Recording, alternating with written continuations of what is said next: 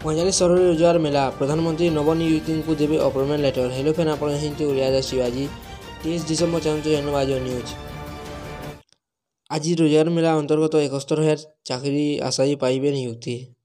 सेमानंकु नियुक्ति पत्र बंटन करेंगे प्रधानमंत्री नरेंद्र मोदी। केंद्र सरकार विभिन्न विभाग तथा संगठन में यही नियुक्ति मिल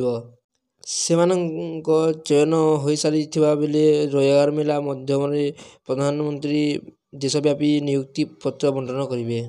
केंद्र सरकार विभिन्न विभाग तथा संगठन परीक्षा सिलेक्टेड होता 71,000 कृति चाकरी आशायी आज एक मेगा रोजगार मेला आयोजन होगाकू जाउछि। पूर्वाह्न 10:30 वीडियो कॉन्फ्रेंस जरिया प्रधानमंत्री यही नियुक्ति प्रदान करेंगे। एथिसह नव नियुक्ति को अभिभाषण प्रदान करेंगे।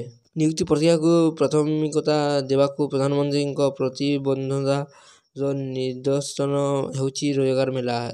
देशर युवपीढ़ी निजकू सशक्त करने सह राष्ट्र गठन में निज भागीदारी प्रदान करने यही मेलार लक्ष्य। आज देशर 45 स्थान में रोजगार मेला अनुष्ठित होब। यही नियुक्ति मेला विभिन्न मंत्री और अधिकारी जोगदेवे। देशव्यापी विभिन्न मंत्रालय खाली तथ्य नुआ पदवी यही नियुक्ति दिया। वीडियो भल लगे लाइक करेंगे, सब्सक्राइब करेंगे, पाखर बेल आइकन क्लिक करेंगे जहाँद्वारा आप टॉप न्यूज सर्वप्रथम जान पारे।